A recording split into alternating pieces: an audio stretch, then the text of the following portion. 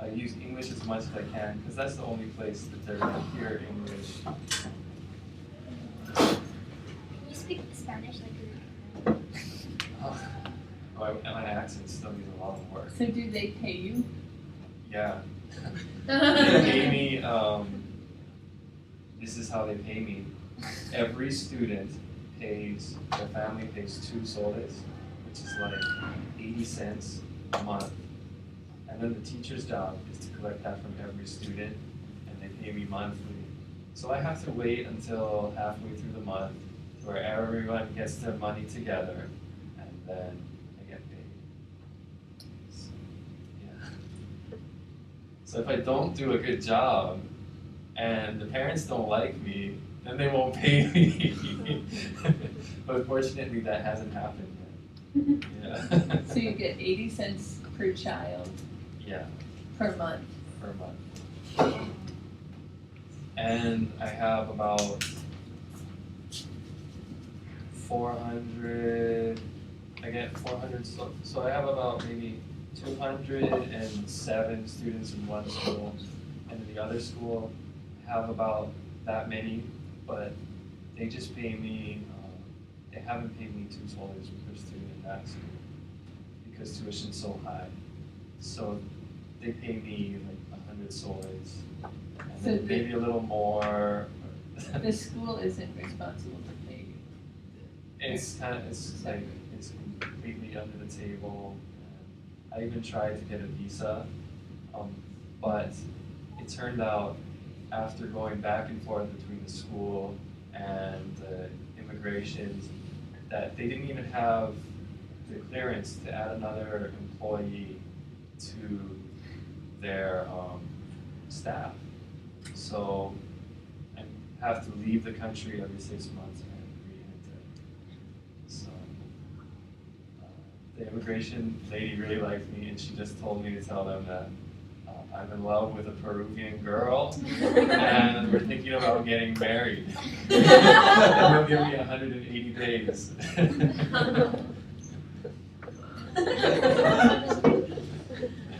Yeah.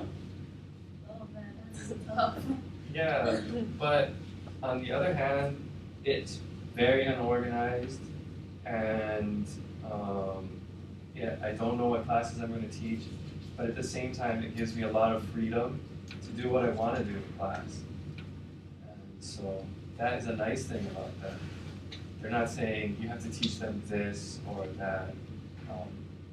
There was one song I was supposed to translate for them, but they never really helped me find out what the guy was saying, so I never really did that. Yeah. But the cost of living there is not what it is here, so your money goes further. Yes, it goes a lot further. Let's see, 500, just to say 520 soles, probably, that's like just enough for me to eat and to pay for rent. But that's like, you're gonna eat mostly potatoes with that pay. Brandon used to be chubby. No, I'm kidding. I'm bigger now. You're bigger I went now. up a size in my waist because on the little photo booklet, there's a picture of these stairs. And I go up that to get to my house every day. More than 300 stairs. Yeah. And that's at the top of the hill that you go up to get there. Yeah. God. Yeah. And Cusco is at 11,000 feet or so, roughly. So it's like living higher than the visitor center on Mauna Kea. Oh my God, it's hard to breathe. Yeah. Whereas you get your lungs get really good access. The people that live there, their chests they're like barrel chested. They have huge lungs. They must be good at singing then. Yeah, they are. Yeah. They play flutes and stuff like that, wind instruments. They're really good at it. Heard some of them. That's the band, right? Cusco. There's the Oh band. yeah, there is a band. Really beautiful. Could you tell us a little bit about your internet connection and the materials that you have and your access to materials? Okay, so their book is photocopied from a photocopy. So it's not very good quality and they're only about maybe 50 pages or so. And that's if you can get the students to bring their books to class. It's South America and these kids, you're lucky that they get to school on time and dressed in their uniform. A book is like asking a lot. I even tried bribing them with treats and everything, so I don't use the book. And if I use it, I bring it to class myself, and I'll draw whatever's in there on the board because it's not a very good book anyway. And we have dry erase boards, those white ones, and that's what we use. So I do a lot of games on that, like Hangman, or that's how I do new vocabulary. We do Hangman, and then they have to say what the word means in Spanish or English, but mostly they're using Spanish. And so you use a lot of anything that you can get your hands on, just like props. What they say, realia, that's what they call it, right?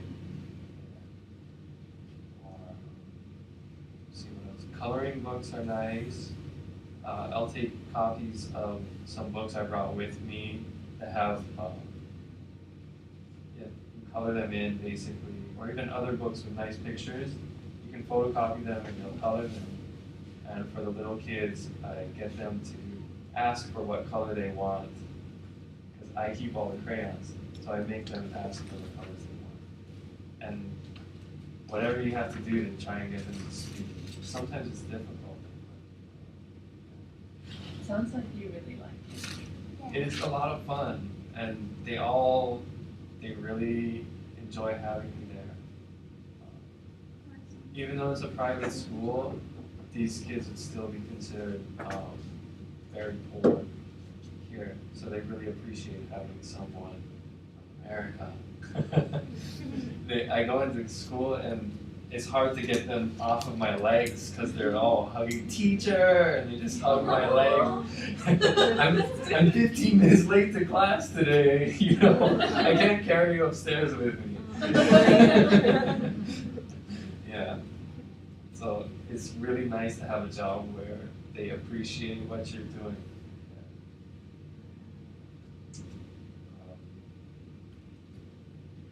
I guess some difficulties are the lack of materials, and it's really hard to find things in English there to get them to work on. So I'm collecting things from over here to take back. For example, I had a layover in Houston. I went to a dollar store and I got a bunch of dictionaries, 5 dictionaries, Spanish, English, and then I'll just have them do groups in the classes. The older students, I'll have them do groups and look up words because a lot of them don't even know how to use the dictionary properly yet. So I think that's one of the first things they need to learn how to do is use the Spanish-English dictionary well. So I was working with 2 before, and one was terrible. I bought it over there, and some of the definitions didn't even make sense. And a lot of the words they should have had, they didn't have them. So